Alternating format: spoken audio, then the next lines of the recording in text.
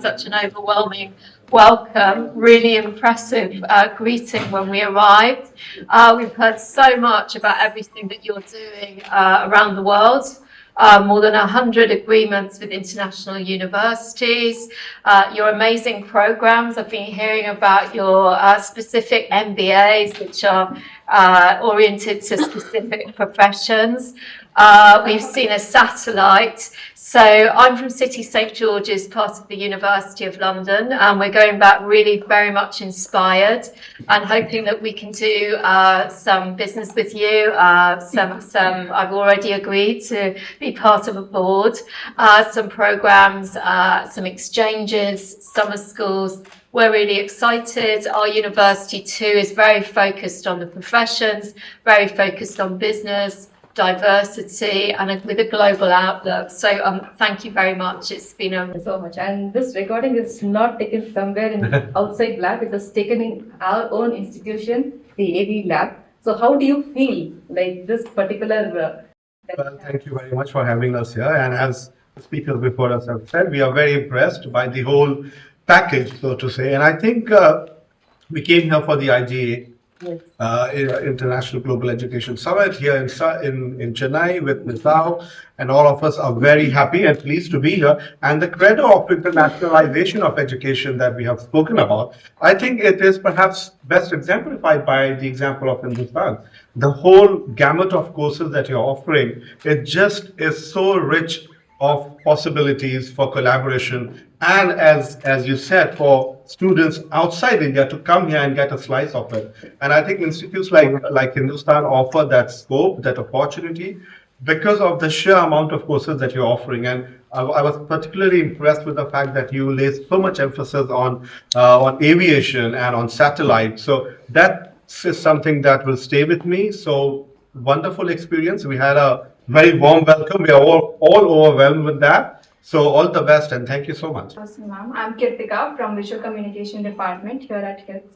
And my question to you is, I got to know that IGES is spread over 20 countries. So what are some skills and values that Hindustan students and Indian students can adapt from these countries so that we can be a competitor and a companion? Maybe Sanam can be the well. I think the sharpness and the uniqueness of your question, I think, exemplifies the excellence of Hindustan University. So firstly, congratulations for that. And I'm not really sure how to answer that immediately. Look, I think it's a multipolar world that we are in. Geopolitics is moving quite considerably, and India's role in that kind of evolving policy environment, internationally is very, very unique.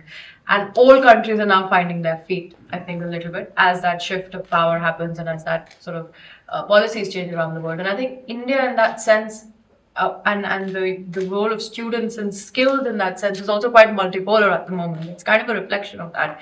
So I think there's a bit of, we can learn a lot from others and others can learn a lot from us. And I think in that sense, one of the things that I think we should all look at Europe for instance, is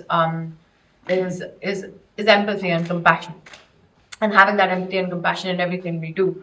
And that actually goes right back to our own roots here in India of, and the kind of spiritual teachings that all our religions have as well. So I think there's so much that we can learn from each other, whether it's on that mindfulness and sort of compassion and empathy in everything we do.